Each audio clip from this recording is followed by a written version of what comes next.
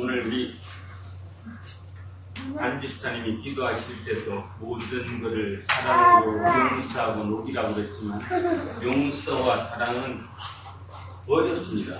그리고 전제 조건 아픔이 따르는데 그 아픔은 상상을 초월한 아픔일 수도 있습니다.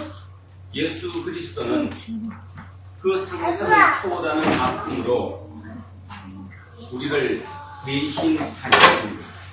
오늘은 그를 기리는 사순절 첫째 주일입니다. 부활절이 원래는 조금 빨라서 4월 1일입니다. 4월 1일이 부활 주일입니다. 지난 수요일부터 출발해서 사순절이 이미 시작되었고요. 오늘 2018년 사순절에 여러분들에게 부탁드릴 게 하나 있습니다. 아무리 생각을 하고 또 생각을 해봐도 지금 무언가 우리는 잘못 가고 있는 것은 확실한 것 같습니다. 글쎄요, 이렇게 얘기하면 여러분은 지난 한 주간 설날 가족하고 잘 모여서 얼마나 편하고 좋았는데 또 우리 목사는 또 왜 그런 소리 하냐 그럴지 모르겠지만 문제 있는 것은 누구든 인정하리라고 믿습니다.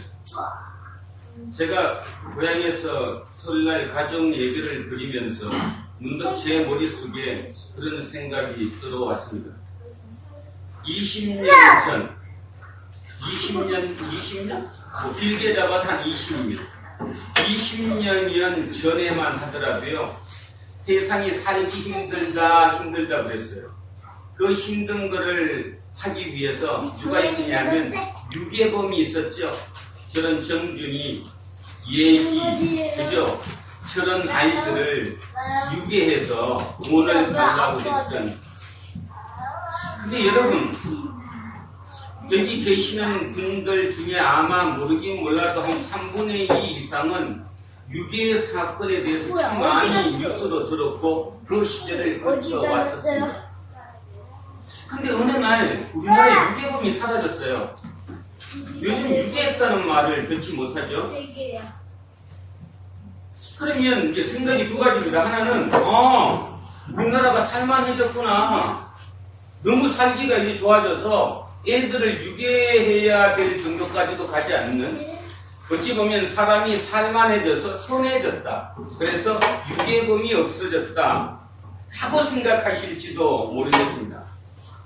그런데요, 한번 진짜 조용히 한 분 되돌아보시기 바랍니다. 유괴범이 없어지는 동안 우리는 그만큼 착해졌는가 아니면 그만큼 더 악해졌는가를 한번 살펴볼 일입니다. 오래지 않은 진짜 몇 달 전에 저 전라북도 전주에서 어떤 애 아버지가 그 어린 딸을 죽였죠. 그 전에 또 몇 달을 더 거슬러 올라가면 인천에서도 죽였죠. 조금만 더 앞으로 살펴보면 20대의 젊은 엄마가 애 둘을 이불에 불질려서 죽였죠. 자, 여러분 어떻습니까? 20년 전에는 모든 사람이 피폐한 게 아니라 유괴범이 그 사랑하는 아들을 또는 사랑하는 딸을 유괴해서 그 대가로 부모에게 돈을 요구했었습니다. 그것이 마지막 기회였고 답이 없었기 때문이었지요. 그런데 어떻습니까? 지난 20년간 유괴범은 사라졌는데 이제는 누가 누구를 죽입니까? 부모가 자식을 죽입니다. 그러면 여러분은 속으로 느끼겠죠. 그 부모는 나쁜 놈이니까 그럴 것이다. 아니요. 여러분 모두와 제 마음입니다. 우리는 알게 모르게 마음이 피폐해지고 병이 들었어요. 구제불능 상태까지 갔습니다. 그럼에도 불구하고 본인들은 지금 최선의 삶을 선택하고 살고 있다라고 착각하고 있는 것이지요. 유괴범이 없어진 사회가 더 좋아졌느냐? 아니, 이제는 유괴범이 유괴해도 부모가 안 줘요, 돈. 그죠? 부모가 돈을 안 주잖아. 부모가 자식을 죽이는 시대. 상태가 변했는데, 그래서 제가 2028년 오늘 사순절을 하면서 우리 교우들에게 또 우리 공동체 식구들에게 꼭 부탁드리고 싶은 얘기가 뭐냐, 4월 1일 부활주일까지 진짜 일이 바빠서 전혀 성경을 볼 시간이 없으신 그런 분도 계실 거니까 좋습니다. 제 설교를 다시 한번 들어보시기 바랍니다. 아니면 설교 본문을 메모를 해서 갖고 다니시면서 일주일 내내 들으시면서 마음속에 새기시기 바랍니다. 그게 해결되지 않는 한 우리는 절대로 이 사회에서 우리는 벗어날 수 없습니다. 성경을 식독을 하면 뭐합니까? 창세기부터 요한계시록까지 이 10회독을 하면 뭐하냐고요? 의미 없이 읽는데 그걸 읽었다고 하나님 여러분에게 복 주실 것입니까? 마음은 썩어져가고 있는데. 자, 부탁드립니다. 하여튼 저도 제 목숨을 걸고 매주 최선을 다해서 설교를 할 것이고요. 여러분에게 무엇인가를 전달하고자 애쓸 것입니다. 그래서 진짜 부탁드립니다. 4월 1일까지 사순절 그 40일 동안 우리 마음속에 진짜 피폐함을 조금이라도 걷어낼 수 있는 올 한 해가 되기를 진정으로 부탁드립니다. 자, 그래서 오늘은 주보에 보시면 뒤에다가 이 얘기로 제 본을 출발하고자 합니다. C.S. 루이스는 4가지 사랑에서 이렇게 말합니다 라고 나와 있습니다. 자, 천천히 읽겠습니다. 한번 보십시오. 사랑한다는 것은 상처받을 수 있는 위험에 자신을 노출시키는 행위입니다. 무엇이든 사랑해 보십시오. 여러분의 마음은 분명 아픔을 느낄 것이며 어쩌면 부서져 버릴 수도 있습니다. 마음을 아무 손상 없이 고스란히 간직하고 싶다면 누구에게도, 심지어는 동물에게도 마음을 주어서는 안 됩니다. 그것을 취미와 작은 사치로 조심스럽게 감싸 두십시오. 또 모든 얽히는 관계를 피하십시오. 마음을 당신의 이기심이라는 작은 상자 안에만 넣어 안전하게 잠가 두십시오. 그러면 구원받을 수 없는 상태가 되고 말 것입니다. 기억하십시오. 사랑은 아픔이고 고통입니다. 그 사랑과 아픔을 피하고자 하니까, 그죠? 위로받고자만 하니까 문제가 되는 것이지요. 사랑은 아픔을 전제하고 고통을 전제합니다. 그 고통이 전제되지 않는 사랑은 사랑이 아니지요. 하나님이 우리에게 사랑한다, 성경을 다 줄이고 딱 한 단어로 만들면 사랑으로 끝난다, 이렇게 얘기합니다. 도대체 그 사랑이 뭡니까? 그 사랑은 하나님의 고통입니다. 고통 없이 구원받을 수 없고요, 고통 없이 구속될 수 없습니다. 내 작은 고통도 누군가를 구속시킬 수 있다는 사실을 잊지 않으셔야 합니다. 그래서 오늘 설교 제목이 사순절 첫째 주 설교 제목입니다. 사랑은 아픔을 전제합니다. 사랑은 아픔을 전제합니다. 자, 오늘 본문을 위해서 저는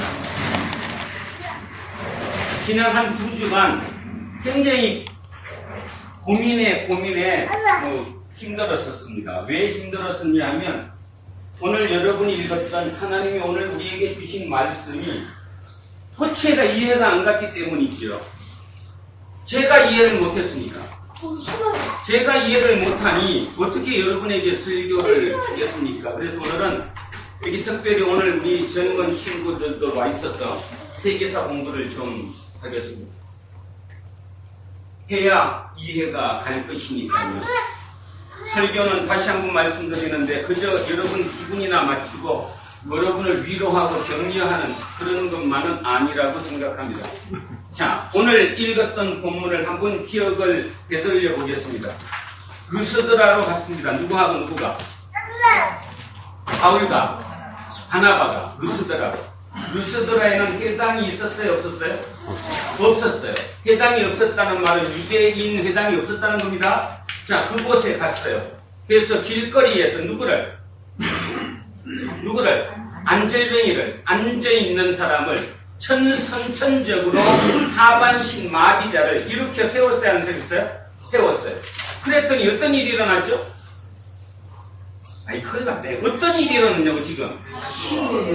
사람들이 누구라고 했어요? 제우스 신이 강림해갖고, 신이 인간으로 다시 우리에게 왔다라고 해서, 제우스 신의 신전 사제가 와서 뭐 드리겠다고? 제사 드리겠다고 얘기를 했어요. 그러니까, 누구는? 바울은 말도 안 되는 소리 하지 말라. 나도 당신들과 똑같은 인간이다. 성전을 갖춘 사람이다. 어떻게 우리를 제사하냐. 말이 안 된다. 라고 얘기했어요. 멈췄어요. 그랬더니 이상한 일이 벌어졌죠. 그 멀리 떨어져 있는 180km가 떨어져 있는 어디에서? 비시디아 안디옥에서 45km가 떨어져 있는 어디에서? 이고니온에서 사람들이 패를 이뤄가지고 왔어요? 안 왔어요? 왔어요. 그리고 어떻게 했어요? 돌로 쳐 죽였대요. 쳐 죽였으니까 죽었다고 판단해서 어디로 놨다? 바깥에, 성 바깥으로 내다 버렸다. 그랬더니 제자들이 삥 둘러 앉아 있었는데 바울은 다시 살았다 안 살았다? 살았다. 그러고 난 뒤에 다시 성으로 들어갔다가 누구와 함께? 바나바와 함께 더베로 옮겨갔다. 그게 오늘 여러분이 읽었던 하나님의 말씀 본문입니다. 제가 의문을 가졌던 것부터 먼저 출발하면 첫째 의문이 뭐냐? 자, 첫째 의문, 제일 중요한 의문. 그리고 지난 2주간 제 머릿속에서 떠나지 않고 이게 도대체 뭘까? 하나님의 무슨 메시지일까에 고민했던 것이 뭐냐면 바나바입니다. 자, 바나바와 누구는 지금? 바울은 동력을 하고 있고 같이 가고 있어요. 그러면 이고니온, 그 다음에 비시디아 안디옥에서 온 사람들이 바울을 돌멩이로 쳐서 죽이고 있으면 옆에서 누구가? 바나바가 막았던가 아니면 말이라도 어떻게 했던가 어떤 액션을 취했어야 돼요? 안 취했어야 돼요? 취했어야죠. 그죠? 그런데 성경의 어떤 기록에도 바나바가 무슨 일을 했는데 그래서 전혀 노 코멘트입니다. 그 말은 아무 액션도 취하지 않았다는 거예요. 그 답을 이제 오늘 한번 찾아가 보겠습니다. 자, 공부한다 생각하지 마시고 설교가 바뀌었다고 생각하십시오. 꼭 설교는 뭐 맨날 할렐루야 아멘만 하는 게 설교는 아니니까. 자, 그 시대로 돌아가 보면 이 얘기를 먼저 해야 되겠네요. 여러분, 성경은 목격자의 기록입니까? 편집자의 기록입니까? 편집자. 누구의 기록입니까? 목격자는 뭐죠? 예를 들어서 조선왕조실록은 편집자입니까? 목격자입니까? 편집자. 조선왕조실록. 목격자. 목격자죠. 조선왕조실록을 왕의 은행을 옆에서 본 음관들이 보고 기록하는 거죠. 뭐든지 다 목격자입니다. 그러면 여러분이 지금 읽고 있는 성경은 목격자입니까? 편집자입니까? 편집자죠. 자, 그러면 이제 중요한 얘기입니다. 편집자의 기록이면 편집 의도가 있을까요? 없을까요? 있겠죠. 자, 앞으로 사신들 동안 성경을 읽으시면서 명심하셔야 합니다. 그거를 명심하지 못하고 성경을 읽으면 여러분의 틀이 바뀌지 않은 한에 계속 100번을 읽어도 여러분의 신앙은 절대로 성숙되지 않습니다. 뭔 뜻이냐 하면 편집자의 기록이라는 사실을 먼저 인지하시고, 그렇다면 이 편집자의 편집 의도가 있다는 사실을 기억하셔야 됩니다. 그러니까 무슨 뜻입니까? 얘네들 지금 우리 독서 토론 하듯이 똑같습니다. 시를 읽듯이 여기는 메타포가 있다, 은유가 있다는 말을 알아듣고 그걸 읽어야 신앙이 성숙하면서 하나님께 더 가까이 가갈 수 있는 거지, 맨날 한글 읽듯이, 우리 정준이가 한글 읽고 막 재미나 갖고, 그죠? 동화책 읽듯이 무슨 뜻인지도 모르고 한글만 읽는 그 상태의 믿음으로는 여러분은 절대로 그리스도인이 될 수 없습니다. 저는 그것이 문제라고 생각합니다. 한국에서, 그죠? 성경 읽기부터 출발해서 예수쟁이 만들기, 제자 훈련, 별짓을 다 해도 안 바뀌어요. 그거를 잘못 보기 때문입니다. 자, 그래서 오늘 과격한 얘기를 제가 시독해드렸습니다. 자, 다시 한번 정리를 하면, 성경은 목격자의 기록이다, 편집자의 기록이다, 편집자의 기록이다. 그러니까 편집 의도가 있다. 자, 그러면 오늘 우리가 배우는 거 알겠습니다. 사도행전 누가 썼어요? 네? 내가 누가 썼어요? 그러니까 누가야? 자, 누가가 썼다라고 있습니다. 물론 누가복음은 누가가 쓴 게 확실히 맞습니다. 누가복음은. 그러면 누가복음의 속편이 뭐예요? 영화에도 1편 나오면 속편이 나오잖아요. 그게 사도행전이죠. 사도행전은 누가복음의 속편입니다. 그런데 중요한 거는 사도행전을 전부 누가가 썼다? 보장하지는 못합니다. 그리고 또 하나는 누가 썼는가는 전혀 중요하지 않습니다. 우리는 그 편집 의도만 알아내면 되니까. 자, 오늘의 전제 조건. 그러면 언제쯤 써졌을까요? 사도행전이 언제쯤 썼을까요? 누군가 편집자가. 그게 이제 중요한 거죠. 언제쯤 썼을 것인가가 중요한데, 언제쯤 썼을까가 이때입니다. 자, 공부합니다. 몇 년? 81년에서 96년. 대충 우리는 한 90년쯤 썼을 것이라고 학자들은 추정합니다. 이때 황제 이름이 누구예요? 글씨를 못 읽어서 그러나? 자, 시작. 뭐예요, 이거? 도미티아누스. 도미티아누스. 이 황제 때 사도행전이 기록되었습니다. 자, 생각을 잘 해보세요. 자, 이 도미티아누스는 네로의 부활한 네로라고 부릅니다. 네로에 대해서 잠깐만 얘기합니다. 여러분은 공부를 대충 해도 놀았어도 네로 황제라는 얘기는 들어봤어요.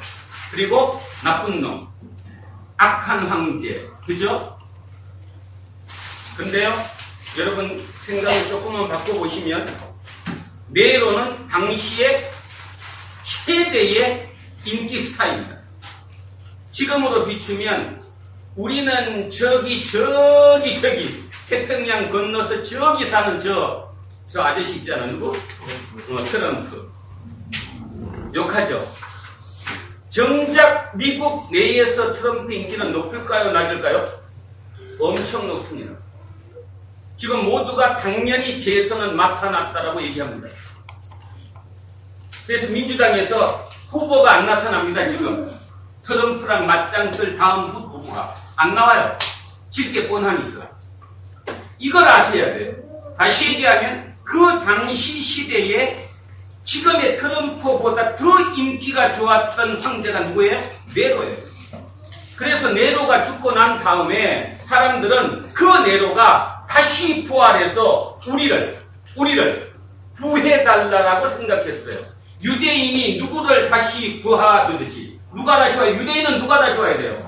다윗이 다시 살아나서 부활해갖고 우리를 구해줘야 되는 것처럼 로마 사람들은 누가 다시 일어나가지고 네로가 다시 태어나서 우리를 구해줘야 된다라고 생각합니다. 그래서 네로가 무슨 죄예요? 구세주예요. 잘 들으셔야 돼요. 오늘 안다고 혼잡지 마시고 마음이 찔리고 뭔가 내가 잘못됐다라는 게 삐딱한 게 바로잡아지지 않으면 여러분 신앙 안 넘어가요. 자, 한 번만 더 얘기하면 네로는 그 당시로 따져서 폭군이 아니었고요. 서민들한테 인기짱이었던 황제였다 그 말입니다. 그래서 네로를 누가 죽였어요? 원로원이 죽였어요. 쉽게 말해서 귀족들이 엘리트층이 도저히 못 봐주겠다 죽인 거예요. 어쩌면 한국도 저 위에 있는 층에서 문재인을 죽일지도 모르겠죠. 그죠? 똑같은 개념입니다. 똑같은 개념으로 네로가 죽게 됐어요. 그러니까 결국은 기록은 어떻게 남을까요? 그렇게 추출되고 나면 역사적인 기록의 역사가에 의한 사관에 의한 기록은 네로가 좋은 걸로 남을까요? 악으로 남을까요? 악으로 남을 수밖에 없죠. 그래서 우리는 당연히 네로는 악한 황제였다라고 그냥 자동으로 인식되고 있습니다. 그러나 꼭 기억하셔야 합니다. 네로는 인기짱이었습니다. 누구한테로?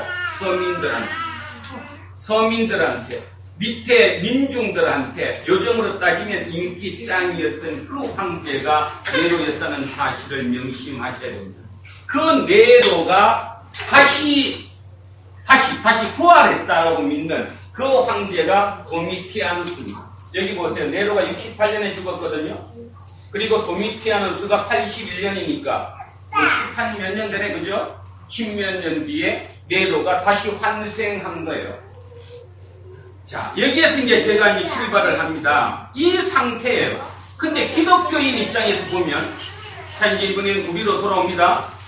기독교인 입장에서 보면 네로는 어떻습니까? 기독교인 입장에서 보면 네로는 아주 악한 거죠. 왜냐하면 우리를 박해했으니까. 그러면 네로가 왜 박해를 했죠? 네로가 왜 기독교인을 박해했냐고요? 무슨 숭배 때문에요? 황제 숭배 때문에. 황제 숭배. 다시 얘기하면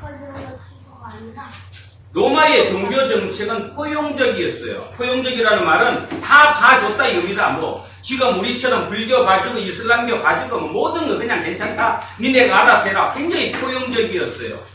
그런데 중요한 하나가 있죠. 여기부터 출발합니다. 누구죠 이 사람?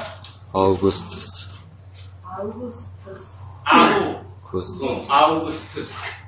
아우구스투스. 자, 여기에 제가 글을 한번 끊어보겠습니다.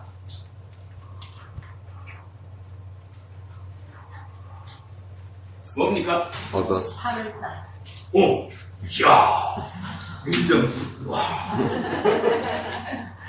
걸렸습니다. 몇 월이에요? 8월. 8월이죠, 8월. 달력의 8월. 제가 뭐를 설명하고자 하는 건지 알겠습니까? 아우구스투스가 그 정도로 위대한 인물이었음을 얘기하는 거죠. 인간의 평가로. 그 사람 이름을 따서 한 답의 제목으로 삼았을 정도로 위대한 황제 아우구스투스입니다. 아우구스투스의 원래 이름은 뭐예요? 원래 이름. 갑자기 그런데 이거거든. 누구예요? 안토니우스랑 싸운 사람. 안토니우스 클레오파트라 연합군을 악티움 해전에서 이기고 했던 누구는 누구예요? 네? 아이고. 옥타비아누스죠. 그 옥타비아누스가 황제가 되어서 호칭을 바꿨습니다. 뭘로? 아우구스투스로. 이 뜻은 지존자라는 뜻이에요. 지존자라는 뜻. 자, 이 지존자가 된 아우구스투스가 죽고 난 다음에 로마 원로원은 이 사람을 신으로 만들었어요. 그 신을 섬겨야 되는 거예요. 그게 무슨 숭배예요? 황제 숭배. 이 황제 숭배를 최대치로 했던 사람이 도미티아누스는 아예 신전을 만들었고요. 이 신전에다가 황제의 성상, 모습을 갖다 놓고 여기를 경배했다라는 거죠.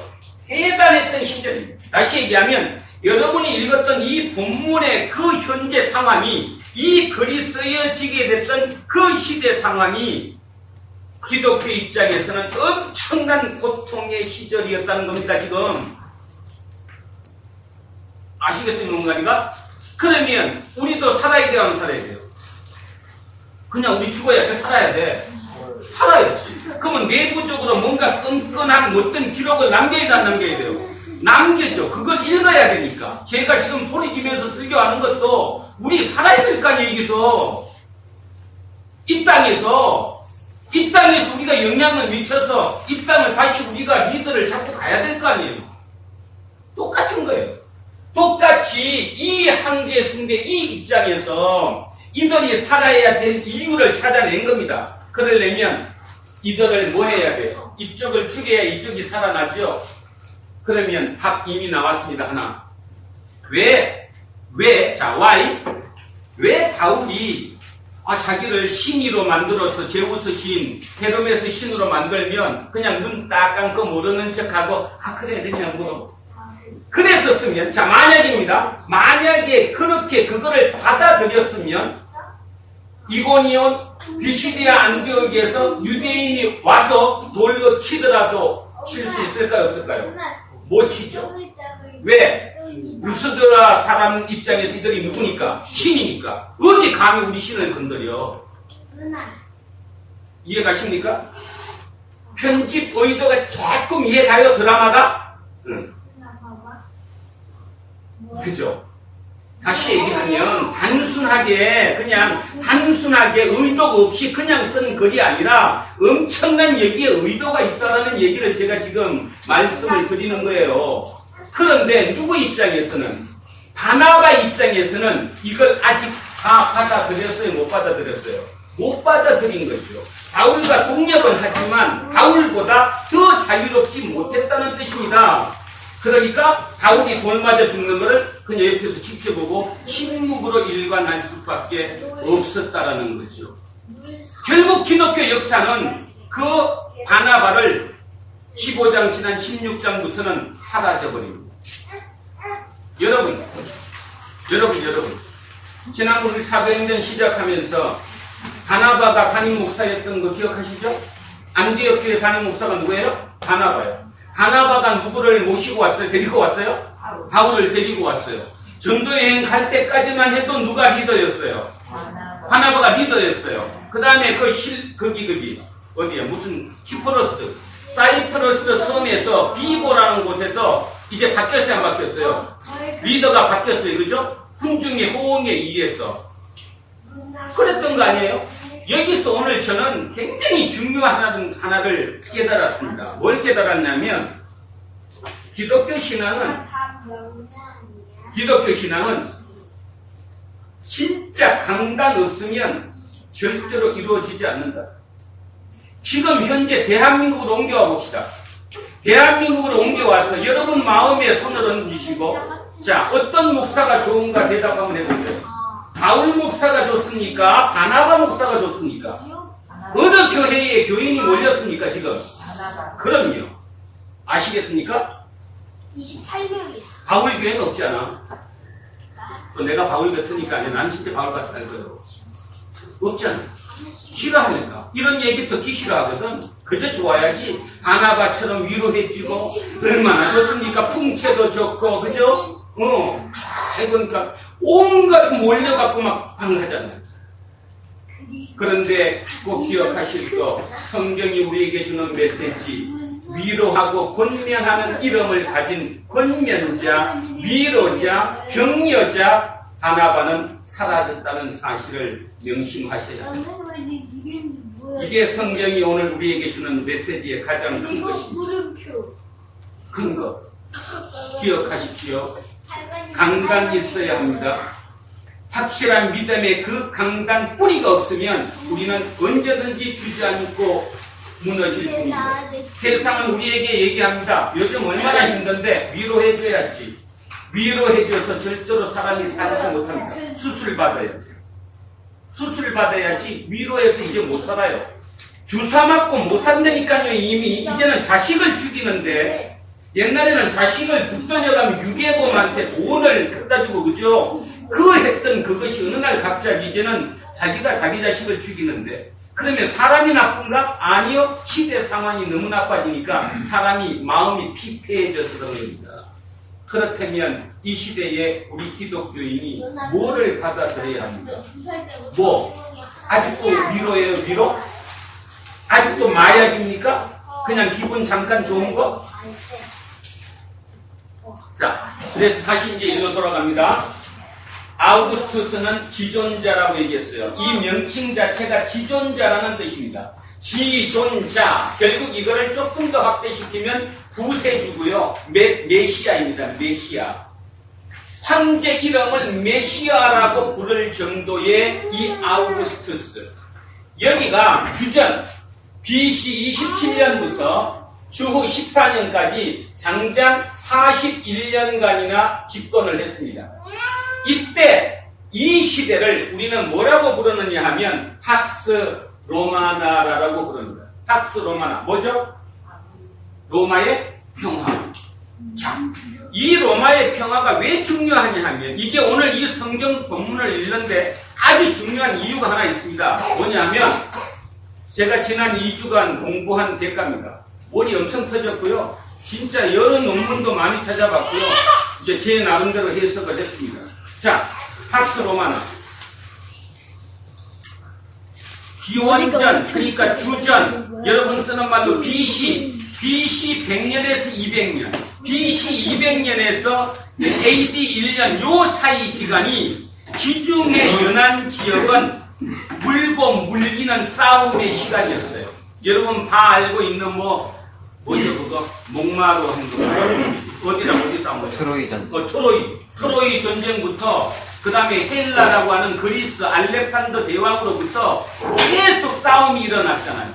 정복 전쟁이 일어났던 시대입니다. 한 200년 가까이. 그 정복 전쟁을 하게 되면 일단 피정복민을 어떻게 해요? 노예로 들고야 들고요. 그래서 저 시대, 팍스 로마나 시대는 노예제 사회입니다. 노예제 사회. 기록의 역사책을 하나 제가 찾아봤는데요. 역사책에 네로 황제 시대에 네로가 왜 인기가 있었느냐에 대한 것을 제가 찾으면서 네로가 인기가 있었던 이유가 그때 당시에 노예가 20%였어요. 그러니까 로마의 시민이 100만 명이었거든요. 대단하죠, 그죠? 그 시대에 로마 시민이 100만 명이었는데 100만 명 중에 노예가 20만 명이고 나머지 한 80만 명 그 대부분이 시민계급이었어요. 그러니까 인기가 좋은 것은 시민계급을 어디까지 보느냐 황제가 따라서 황제 인기가 틀려진대요. 그래갖고 네로는 그 시민의 범위를 더 넓혀가지고 시민에게 무상 공급한 겁니다. 시민은 놀고 먹는 거예요, 그냥. 말 그대로 놀고 먹는 거. 그러니까 무상 공급을 한 거죠. 그러니까 당연히 원로원, 맨 위 입장에서는 자기의 몫이 밑으로 떨어지니까 성질 났겠죠, 그죠? 결국 그 싸움에서 네로는 죽게 된 거죠. 몇 년 집권 못했잖아요. 네로는. 그죠? 그렇게 했는데, 그러니까 서민들 입장에서는 네로는 완전히 짱이었는데 위의 입장에서는 자기들을 기득권을 뺏어간 사람이었죠. 자, 이렇게 했던 이 팍스 로마나 시대에 전쟁이 멈춰지니까 노예제가 붕괴되게 된 겁니다. 자, 여기가 아주 큰 핵심입니다. 노예제가 붕괴되면 어떻게 될까요? 지금까지는 노예제여서 노예가 일하는 대가로 그냥 우리는 가만히 놀고 먹었는데 이제 노예제가 붕괴돼서 왜 붕괴가 돼요? 전쟁을 안 하니까. 전쟁을 안 하니까 노예의 공급이 없잖아요. 노예가 계속 들어오고 나가고 해야 되는데 노예가 없어진 거예요. 그러고 나니까 이 사회가 문제가 생겨버렸습니다. 어떤 문제가 생겼을까요? 여러분 성경에도 그렇게 얘기하고 간혹 가다가 목사님들 설교하실 때도 그 얘기합니다. 종이 주인보다 낫다. 왜냐하면 종은 말만 잘 들으면 주인이 자기 먹을 거를 다 주니까. 그런데 그것이 깨졌다는 것입니다. 왜 깨졌을까요? 노예를 공급을 못 받으니까. 노예는 늙어가죠. 늙어가면 죽어버리죠. 노예가 수요가 인원이 적어지잖아요. 그러니까 어떤 식이 되냐면 소작농이 생긴 거예요. 소작농은 뭐죠? 소작농이 뭐예요? 우리 소작농이라고 그러잖아. 내 땅을 대신 자기가 농사 짓고 얼마를 먹고 자기 주는 거 아니에요? 그러니까 주인 입장에서는 이 노예를 내가 데리고 다 먹여주고 하는 것보다는 누구에게 주는 게? 소장농에게 일을 주는 게 훨씬 더 유리해진 거예요. 경제적으로. 다시 얘기하면 오늘날로 바꾸겠습니다. 오늘날로 바꾸면 우리나라도 이런 시대가 한 15년 전, 20년 전에 있었죠. 예를 들면 한 20년 전부터 우리나라 경제 전반에 걸쳐서 뭐가 일어났어요? 인건비가 세지니까 아웃소싱. 저는 지금 회계를 가르치는 사람입니다. 그 40년 이상 회계를 가르쳤어요. 대한민국 회계 심각합니다. 왜 심각할까요? 회계를 다 아웃소싱 하다가 보니까 자기 회사에서 장부 하나도 만들지 않는 거예요. 그리고 다 아웃소싱 세무사 사무실에 넘겨주고 있는 거죠. 그러니까 제대로 할 수 없는 거 아니에요? 아무리 세무사 사무실에서 장부를 아무리 기록을 해도 자기가 눈으로 본 적이 없는 건데. 그죠? 그 회사가 어떻게 생겼는지도 모르는데. 단지 영수증 몇 개 주는 걸로 짜맞추기 하는 거라는 겁니다. 이 일이 로마 시대, 팍스 로마나 이 시대에 벌어지게 된 거예요. 그러면 자, 질문합니다. 여러분이 주인이에요. 이현성 집사님이 그 당시로 다시 돌아가면 노예를 10명 데리고 있었어요. 노예를 10명. 근데 이제는 10명. 내가 10명 다 먹여 살리는 것보다 노예를 내보내버리고, 그죠? 소장령한테 주는 게 나한테 유리해야 안 유리해요? 유리하잖아. 그러니까 노예를 내보내는 거예요. 그 노예들이 내보내가지고 그들이 자기 고향으로 갔어요. 고향. 어디로? 예루살렘으로. 그래서 거기서 회당을 만들었죠. 그게 뭡니까? 리버디노 회당이다. 6장 8절 한번 누가 읽어보세요. 사도행전 6장 8절. 한번 읽어보십시오. 오늘 이제 다시 공부하십시오. 자, 6장 8절 한번 보시기 바랍니다. 사도행전 6장 8절.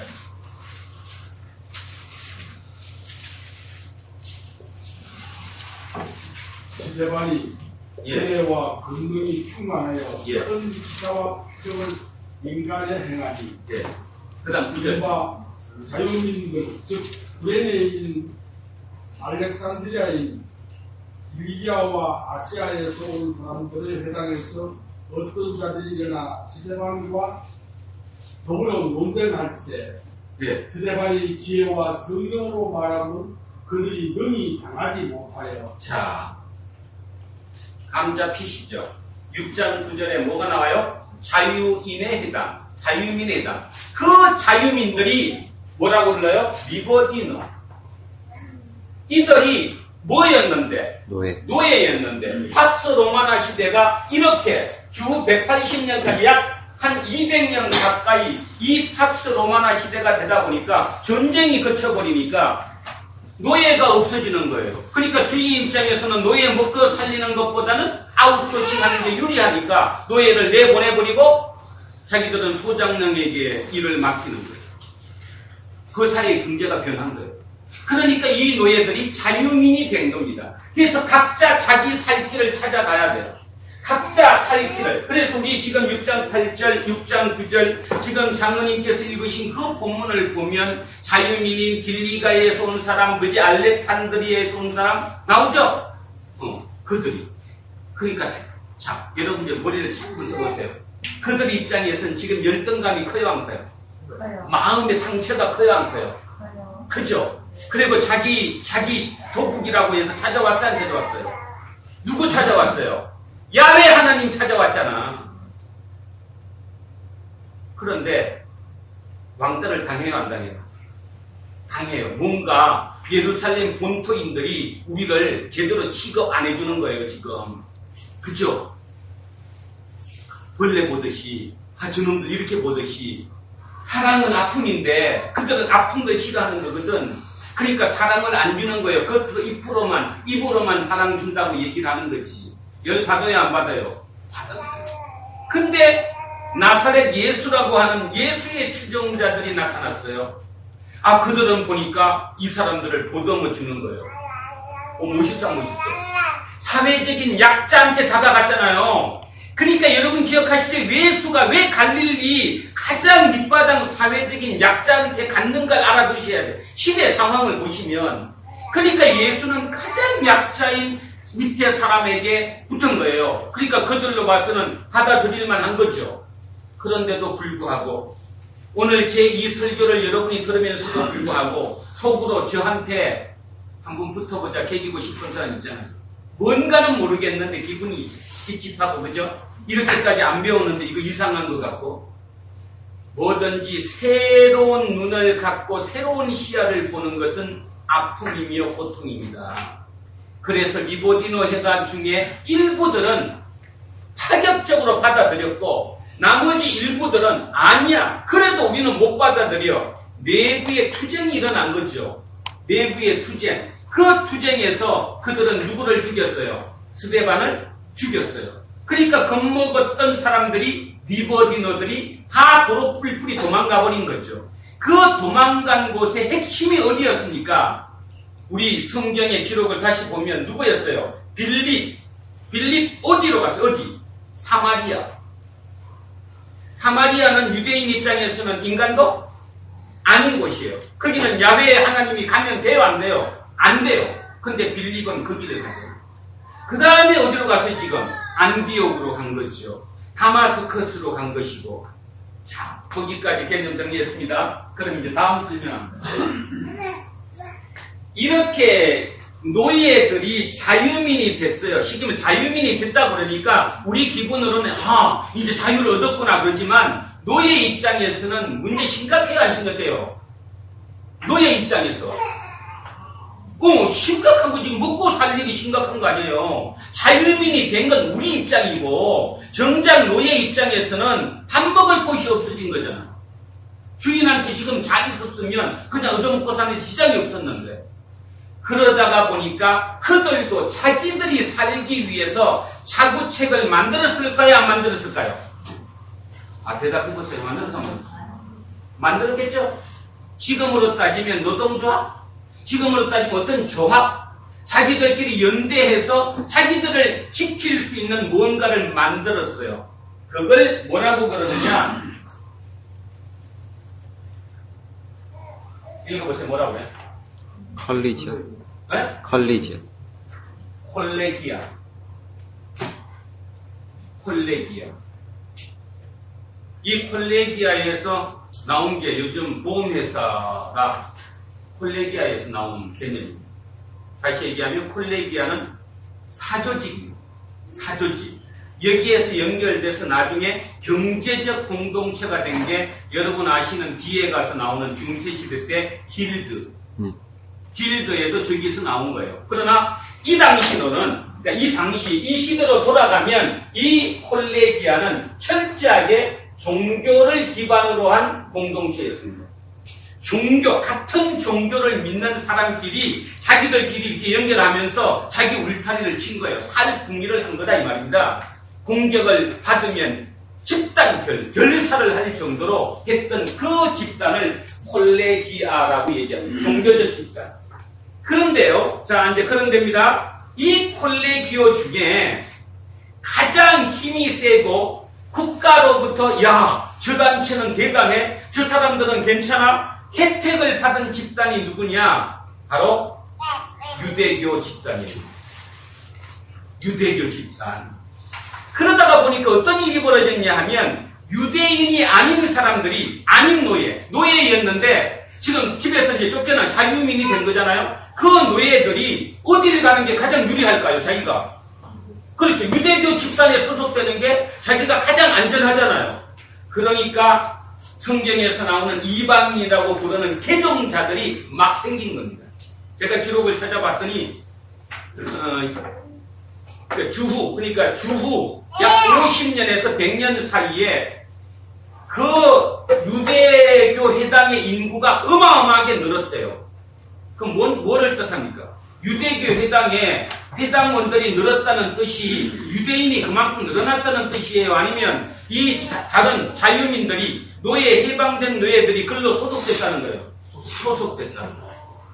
그러다 보니까 어떤 문제가 생겨요?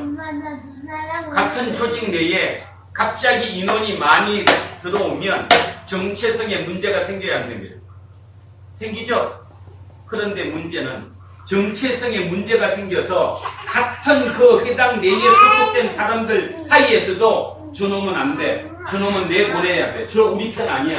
아무래도 저거 아니야. 이렇게 하고 있던 그 시대에 누가 들어와가지고 바울이 회당에 들어와서 숲밭을 만들어 놓은 거예요. 쉽게 얘기하면 바울이 들어와서 뭐라고 얘기하는 겁니까? 예수는 우리를 위해 대신 죽었다. 그리고 부활하셨다. 우리는 가장 약한 자, 약자를 위해서 오셨다. 그래서 그거의 가장 큰 핵심이 바로 누구를 일으켜 세운 겁니까? 오늘 읽었잖아요. 누구를 일으켜 세웠어요? 자, 그럼 여기서 또 질문. 제가 시작할 때 성경은 편집 의도가 있다 없다? 편집 의도가 있다 없다? 그러면 안질뱅이를 일으켰다는 뜻이 진짜 안질뱅이가 일어났다는 것만은 의미할까? 아니면 그게 의도가 있을까? 의도가 있겠죠. 그 의도가 뭘까요? 말 그대로 이 좁은 시선으로 세상을 바라보는 사회적 약자들한테 일어서라는 거예요. 눈을 넓게 보라는 거예요. 그러면 네 살 길이 생긴다는 거예요. 그러면 누구 입장에서? 유대교 회당 입장, 그러니까 유대교의 기본을 지키고 있던 이 콜레기아, 이 집단의 입장에서 보면 문제가 심각해지죠. 왜? 탕패가 또 새로 생기죠. 죽여야 돼요, 안 죽여야 돼요? 누구 죽여야 돼요? 바울을 죽이지 않으면 자기 조직이 와해돼요. 설교 멋있지 않습니까? 전 제가 생각해도 멋있는 거예요. 지난 2주간 진짜 많이 봤어요. 진짜 엄청나게 받았고요. 제가 이해가 안 가서 왜 바나바가 바울이 돈 받고 있는데도 아무 얘기도 안 하고 했다는 자체가 저는 이해가 안 갔어요. 여러분은 어떻게 들었는지 몰라도 나는 이해가 안 가면 말이 안 되니까. 2주간 제 머릿속에는 이것밖에 없었는데 아직 요 정도까지는 찾아낸 것 같아요. 제가 보니까. 그러면 그렇게 해석이 되거든요. 왜 180km가 떨어진 비시디의 안디옥의 유대인, 그 다음에 48km가 떨어진 이고니온의 그 유대인들이 어디까지 와서 루서드라까지 와가지고 바울을 왜 돌로 쳤을까? 왜 쳤을까요? 안질뱅이를 일으켰기 때문이에요. 거기에 의도는 뭐냐 하면 쉽게 말해서 사회적인 가장 약자들, 그 약자한테 희망을 불어넣은 거예요. 새롭게 보라고 보여준 거예요. 하나의 집단이 새롭게 탄생하는 겁니다. 그거 안 막으면 이 조직은 다 깨지거든. 이 콜레기아는 다 깨집니다. 그러면 누구의 입장이 이제 조금 이해가 가죠? 바나바의 입장이 이해가 가죠. 바나바는 거기에 강력하게 대응할 정도는 아니거든. 예수는 믿지만 그런 급진적인 바울처럼 진짜 세상을 향해 한바탕 막 붙을 자신은 없는 거거든. 죄의 모습이고 장로님의 모습이고 여러분 모두의 모습입니다.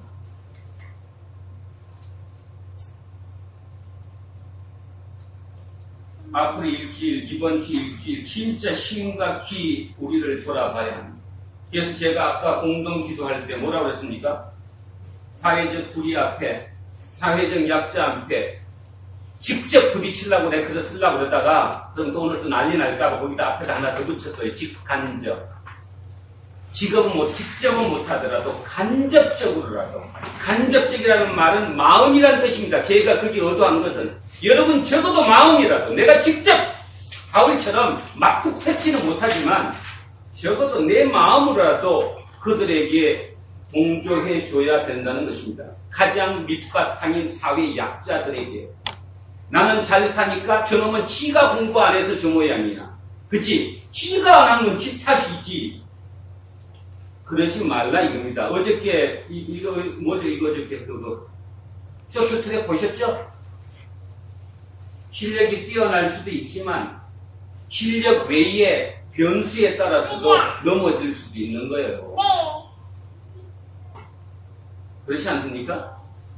여러분 삶도 똑같습니다. 여러분이 지금 위치가 거기라고 떨어지지 않으리라는 보장도 없고 설사 세상에서 얘기하는 것처럼 아나바처럼 위로해주고 격려해주고 또 여기 콜레기아처럼 우리 조직 건드리지 마라. 우리는 이 조직으로 인기를 얻고 있다. 너 때문에 우리만 숙박된다. 우리 얻을 권리만 우리 기득권이 떨어진다.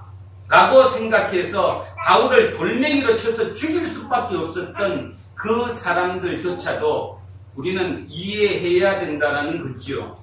단지 방법은 뭐냐 하면 내 시야를 높이는 외에 다른 방법은 아무것도 없다는 것입니다. 여러분 안질뱅이에서 일어나시기 바랍니다. 그 시야에서 시야를 높이시기 바랍니다.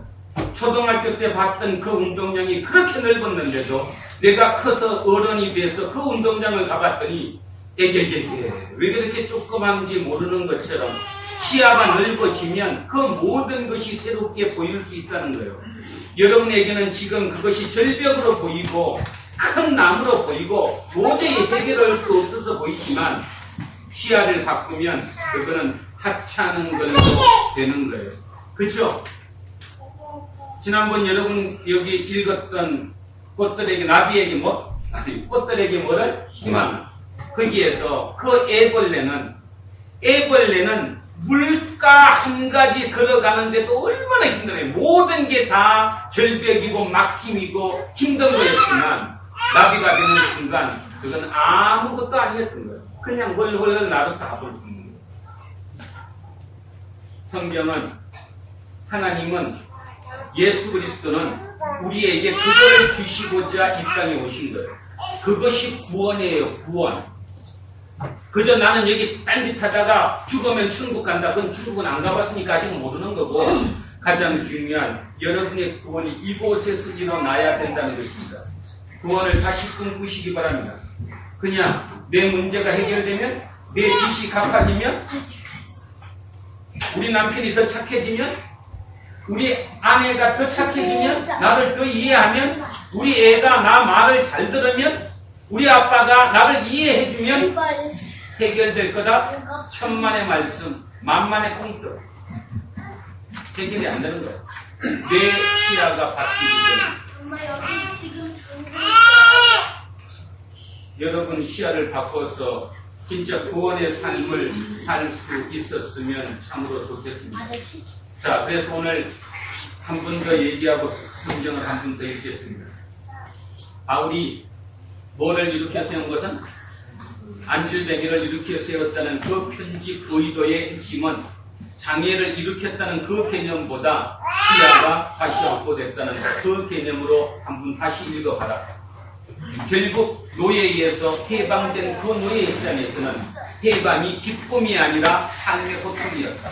이제 어떻게 살아야 하는가? 막막한 그 삶 속에서 그래도 자기한테 조금 더 유리한 콜레기아에 속하기 위해서 유대교 회당 그 소속으로 들어왔는데 정작 그곳에서는 나를 이방인 취급을 하고 외딴 사람 취급을 하고 그죠? 취급을 안 해주는 그 사람.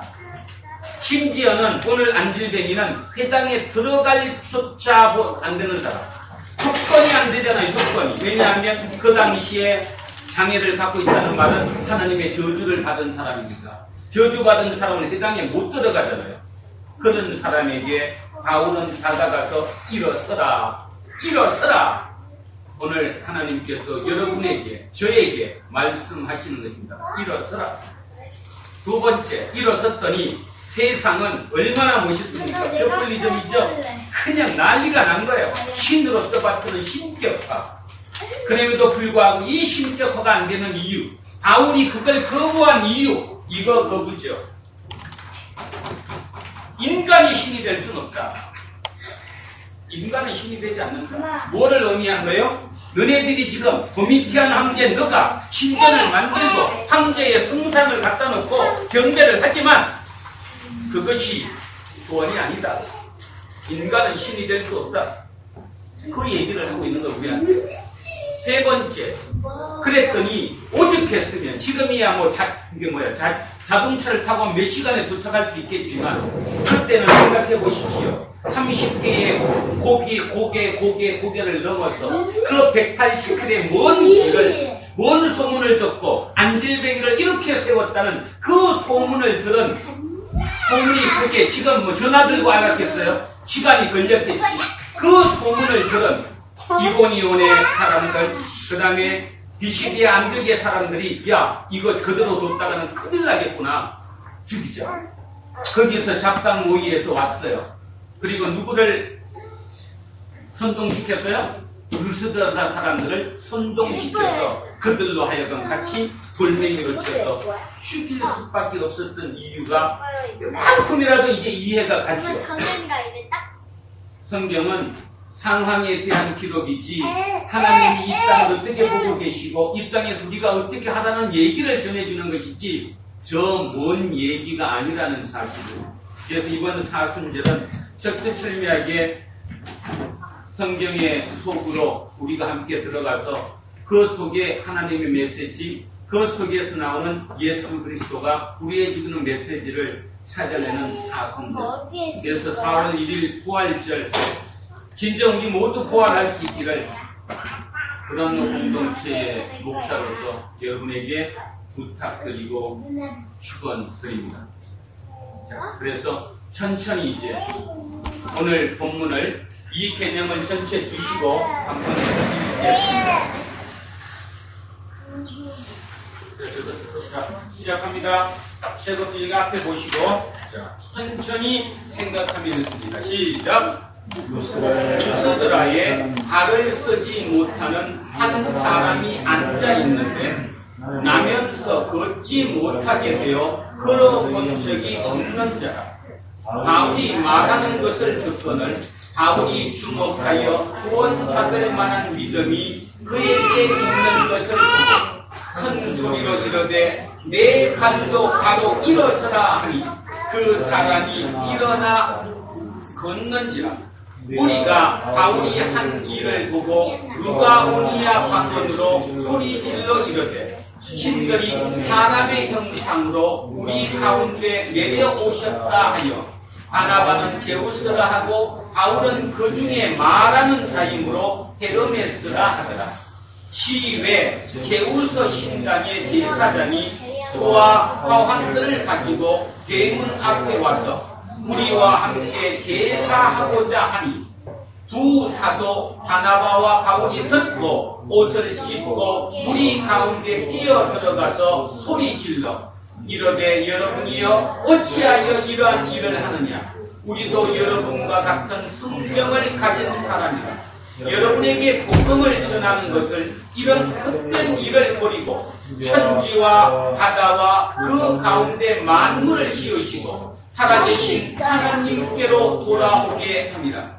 하나님이 지나간 세대에는 모든 민족으로 자기들의 길들을 가게 방임하셨으나 그러나 자기를 정언하지 아니한 것이 아니니 곧 여러분에게 하늘로부터 비를 내리시며 별실비를 주시는 선한 일을 하사 음식과 기쁨으로 여러분의 마음에 만족하게 하셨느니라 하고 이렇게 말하여 겨우 무리를 말려 자기들에게 제사를 못하게 하니라.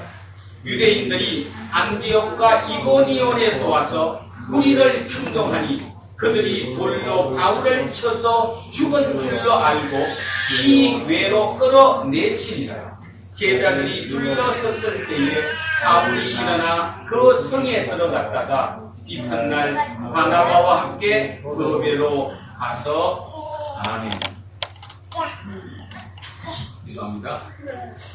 살아계신 아버지 하나님 참으로 감사합니다. 매주마다 우리의 시각을 바뀌게 하시고 시선이 바뀌게 하옵소서. 그 시선의 바뀜으로 말미암아 새로운 구원을 경험하게 하시고 그 구원의 경험에 그 기쁨과 감격으로 말미암아 새로운 삶을 살아갈 수 있는 우리가 되게 하옵소서. 오늘 바울이 얘기하는 이 바울의 기록을 통해 우리에게 주는 메시지처럼 황제가 우리를 먹여 살려주는 것이 아니고 황제가 우리를 살리는 구세주가 아니고 진정 하나님만이 구세주임을 믿는, 그래서 진정으로 새로운 신앙생활, 새로운 하나님, 새로운 예수 그리스도를 품고 그것을 따르는 우리 도란노 공동체 모든 식구들이 되게 하옵소서. 특별히 오늘 이 시간 우리의 젊은 친구들을 위해 기도합니다. 이 땅은 지금 위험에 처해 있습니다. 통일 한국을 바라보고 있습니다. 그 통일 한국을 꿈꿀 수 있게 하시고 그 통일 한국의 리더로 훈련되어질 수 있는 우리의 자녀들, 우리의 젊은 친구들 되게 하옵소서. 그럼에도 그 모든 사랑 속에는 고통이 따른다는 것을 잊지 않게 하시고 고통을 피하는 것이 아니라 고통을 통해 더욱더 더 높은 사랑으로 다가서는 우리 공동체 모든 식구들 되게 하옵소서. 감사드리며 거룩하신 우리 주 예수 그리스도 이름으로 기도합니다.